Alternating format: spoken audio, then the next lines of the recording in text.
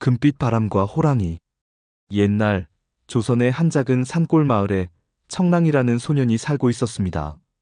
그는 가난한 농부의 아들로 어린 시절부터 부모님과 함께 하루하루를 힘겹게 살았죠. 하지만 청랑은 언제나 밝고 긍정적인 성격을 지녔습니다. 그는 마을 사람들과 잘 어울렸고 언제나 사람들에게 친절을 베풀었어요. 마을 사람들은 그를 칭찬하며 마음씨가 고운 아이라고 말하곤 했습니다. 어느 날 청랑은 산속에서 풀을 뜯고 돌아가던 중 이상한 소리를 들었습니다. 바람소리였는데 평소 듣던 바람소리와는 뭔가 달랐습니다. 그 소리는 금빛처럼 맑고 고요한 소리였습니다. 청랑은 호기심을 참지 못하고 그 소리가 나는 곳으로 발걸음을 옮겼습니다. 몇 걸음 더 가니 그는 큰 호숫가에 도달했습니다. 호숫가에는 금빛 바람이 부는 곳이 있었고 그 바람은 마치 사람의 목소리처럼 들려왔습니다. 도와주세요. 도와주세요. 청랑은 그 바람의 속삭임에 깜짝 놀라며 물었습니다. 누구세요? 왜 이렇게 도움을 청하시는 건가요? 그러자 금빛 바람이 말했습니다. 나는 금빛 바람이야. 나는 이 호수 속에 갇혀있는 호랑이의 영혼을 풀어줄 수 있는 유일한 존재야. 하지만 내가 갇힌 이유는 오래전에 호랑이가 내게 큰 죄를 지었기 때문이지. 호랑이를 풀어주려면 너의 순수한 마음이 필요해. 너의 도움을 받아야만 내가 이곳에서 벗어날 수 있어. 청랑은 처음 듣는 이야기여서 당황했지만 마음속으로는 그 바람의 말이 진실이라는 느낌이 들었습니다. 그는 잠시 고민하다가 대답했습니다. 알겠습니다. 저는 어떻게 해야 할까요? 너는 이 호수의 가장 깊은 곳에 있는 황금 열매를 찾아야 해. 그 열매가 나를 자유롭게 할 거야. 하지만 그 길은 매우 위험하고 중간에 많은 시련을 겪을 거야. 호랑이의 영혼을 풀어주는 열매를 찾으려면 내가 겪는 모든 어려움을 참아야만 해. 청랑은 망설임 없이 대답했습니다. 제가 가겠습니다. 저는 무슨 일이 있어도 그 열매를 찾아서 금빛 바람을 풀어드릴 것입니다. 그리하여 청랑은 길을 떠났습니다. 그는 호수의 깊은 곳으로 향해 황금 열매를 찾기 위한 모험을 시작했습니다. 청랑은 첫 번째로 깊은 숲을 지나야 했습니다. 그 숲은 언제나 어두컴컴하고 한 번도 사람이 지나간 적이 없는 곳이었어요. 그곳에서 청랑은 갑자기 호랑이의 그림자를 보았습니다.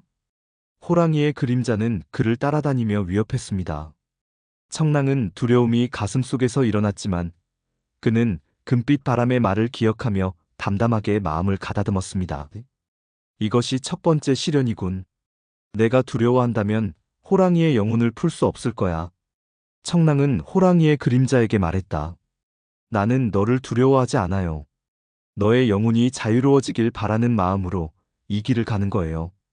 이제 그만 나를 따라오지 마세요. 호랑이의 그림자는 그 말을 듣고 천천히 사라졌습니다. 청랑은 무사히 숲을 지나 호숫가의 또 다른 길을 따라갔습니다. 청랑이 호수의 깊은 곳에 도달했을 때 그곳에는 황금 열매가 나무에 열려 있었습니다.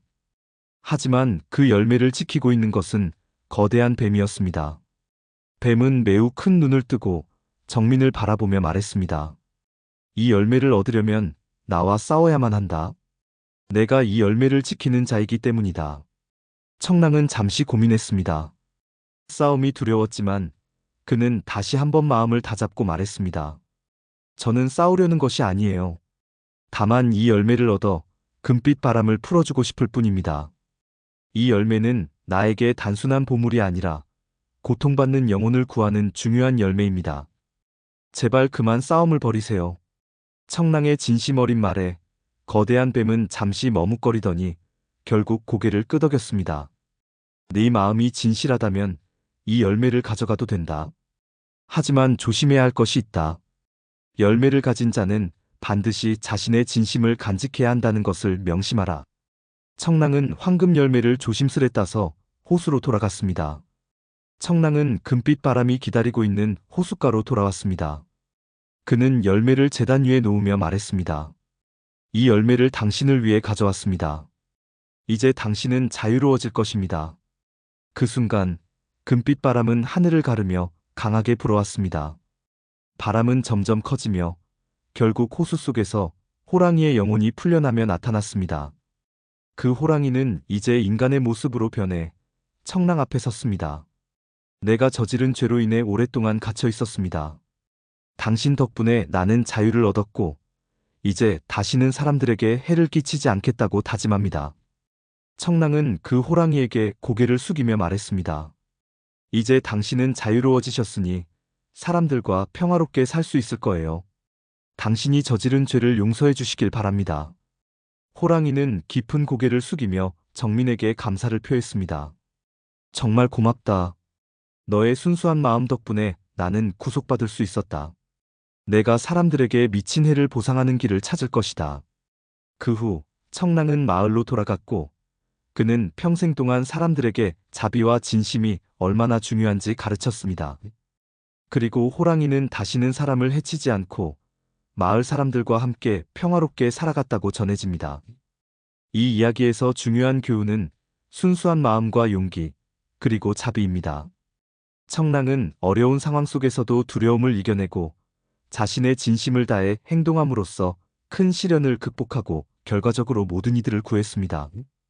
또한 호랑이도 그에게 감사하며 죄를 뉘우치고 사람들과 평화롭게 살아가게 되었죠.